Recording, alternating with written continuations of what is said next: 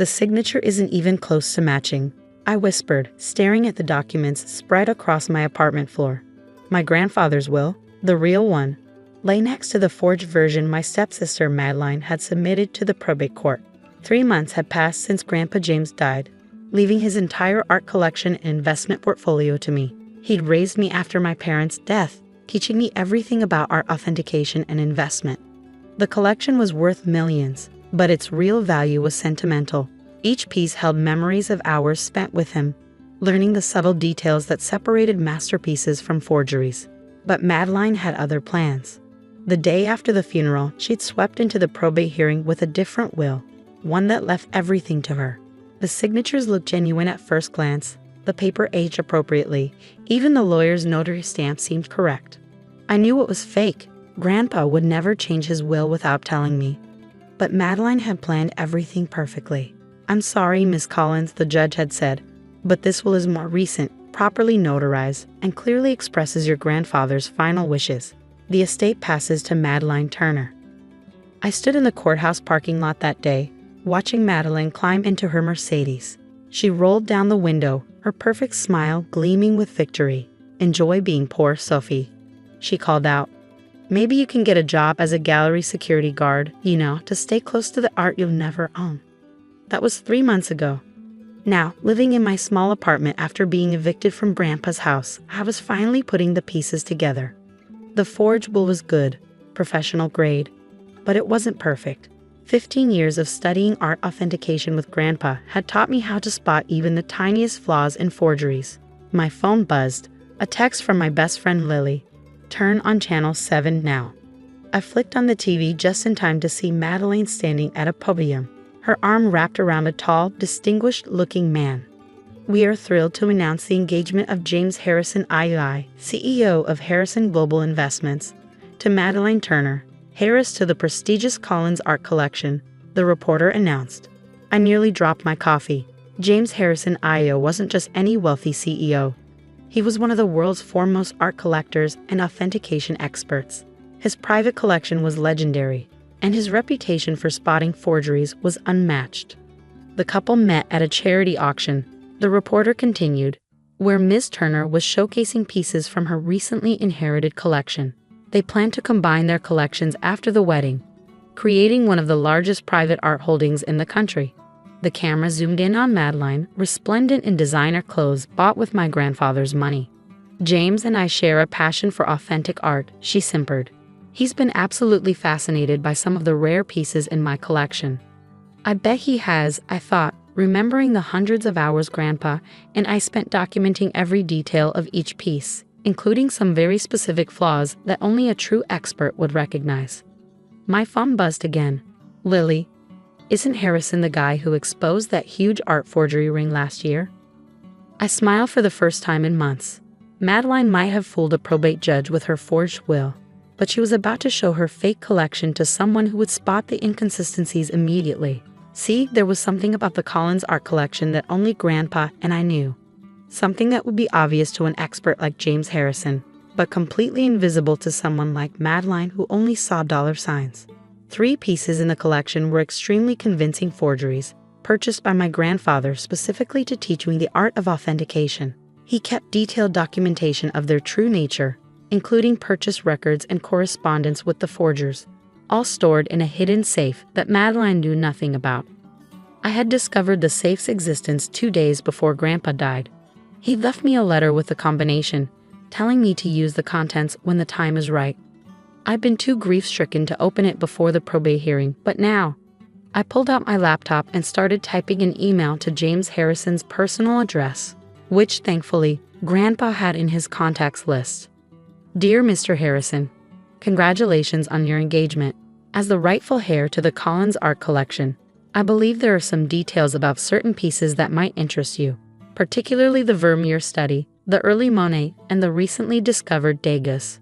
I attached scanned copies of the real will, the forged version, and several close-up photographs highlighting the forgery's flaws.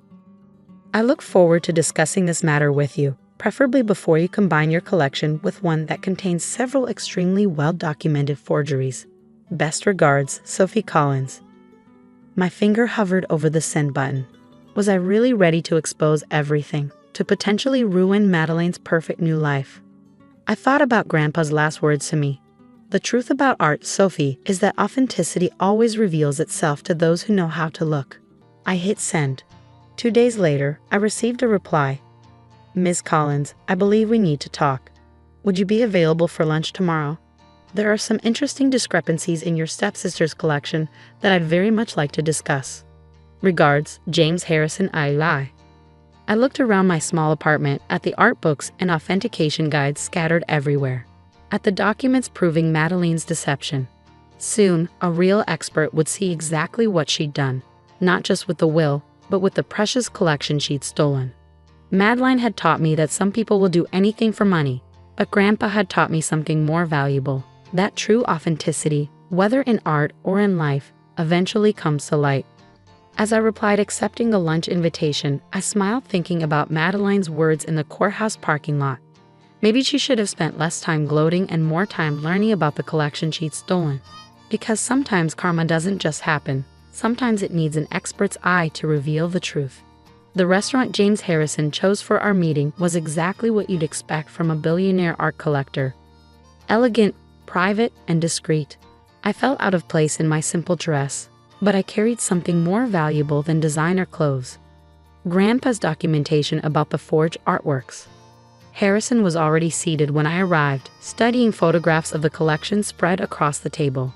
He stood as I approached, his expression unreadable. Miss Collins, he extended his hand. Thank you for bringing this to my attention. Though I must admit, I was already concerned about certain pieces in your stepsister's collection.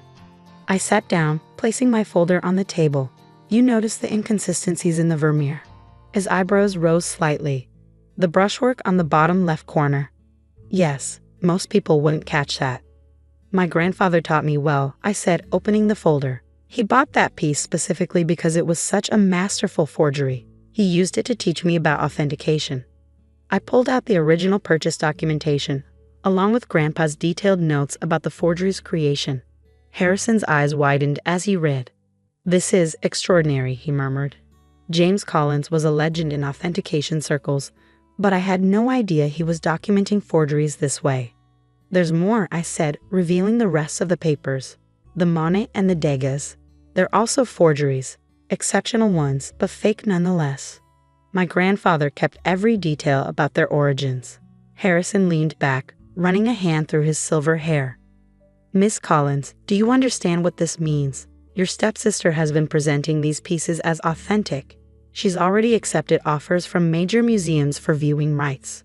I know. I met his eyes steadily, just like she presented a forged will to steal my inheritance. I showed him the 2 versions of the will, pointing out the subtle discrepancies that proved the newer one was fake. His frown deepened as he examined them. The probate judge missed this? He asked, pointing to a tiny flaw in the signature. Madeleine hired professionals. They're good, just not good enough for someone who knows what to look for. At that moment, the restaurant's door burst open. Madeleine stormed in, her face flushed with anger. What are you doing here?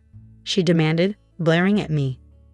James, darling, why are you meeting with her? Harrison stood slowly. We were discussing the Collins collection, particularly some interesting details about its authenticity. Madeleine's face paled slightly, but she recovered quickly. Authenticity. Everything in that collection is genuine. Sophie's just jealous because Grandpa James left it all to me. Did he? Harrison picked up the forged will. Like this document is genuine? Of course it is, Madeleine snapped. The court approved it. Just like the Vermeer study is genuine? I asked quietly. The one Grandpa bought from Marcus White in 2008 specifically because it was such a well-crafted fake. Madeleine's composure cracked. You're lying. Actually, Harrison interjected, she's not. I've suspected those pieces were forgeries since I first saw them. I just couldn't understand why James Collins would have forgeries in his collection. He gestured to the documentation. Now I know, they were teaching tools, and quite valuable ones for authentication study. He turned to Madeleine, his voice cold. You've been presenting known forgeries as authentic pieces. That's art fraud, Madeleine. A federal offense. You don't understand, she pleaded, reaching for his arm. Sophie's manipulating you. She's always been jealous of me. The only manipulation here, Harrison replied, is the forge will you use to steal her inheritance. He pulled out his phone.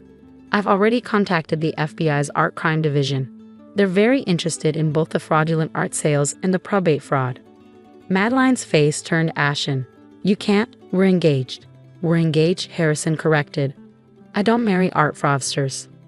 Security appeared at Madeline's elbows. Harrison's personal team, I realized. As they escorted her out, she turned to me one last time. You've ruined everything, she shrieked. This is all your fault. No, I said calmly. This is karma. Grandpa always said authenticity reveals itself to those who know how to look. After she was gone, Harrison turned to me. The FBI will want to speak with you about the documentation. The probate court will also need to be notified about the forged will. I nodded, gathering the papers. I know, I'm ready. One more thing, he added. The authentication techniques your grandfather developed, documented in these notes. They're revolutionary. Have you considered turning them into a formal authentication program? I blinked. I thought about it, but starting something like that requires resources. Resources like a fully funded authentication institute. Harrison smiled. I've been looking to establish one for years. We should discuss a partnership. 3 months later, I stood in the newly restored Collins Gallery, watching as workers rehung the collection in its rightful place. The probate court had quickly reversed its decision once presented with evidence of Madeline's forgery. She and her accomplices were facing federal charges for both the fraudulent will and the attempted art fraud. The Collins Harrison Authentication Institute occupied the building's top floor, where I now taught others the techniques Grandpa had passed down to me. Harrison had proven to be a generous partner, expanding our program to include international research and authentication projects. My phone buzzed, a message from the prison where Madeline awaited trial. I want to talk. Please. I deleted it without responding. She'd had plenty to say in the courthouse parking lot that day. Now she could enjoy being poor. A fresh-faced student poked her head into my office. Ms. Collins, we're ready to begin the forgery analysis workshop. I smiled, picking up Grandpa's old authentication guide. Coming. Today we're going to learn about a very special Vermeer study. The Institute's motto, inscribed above our entrance, read, "Truth in art, like truth in life, cannot remain hidden forever." Below it in smaller letters, we added Grandpa's favorite saying, "Authenticity always reveals itself to those who know how to look." Madeline had taught me that some people will do anything for money, but Grandpa had taught me something far more valuable, that true expertise, patience, and integrity eventually triumph over deception. And sometimes, if you're lucky, karma arrives in the form of a billionaire art collector who knows exactly what to look for.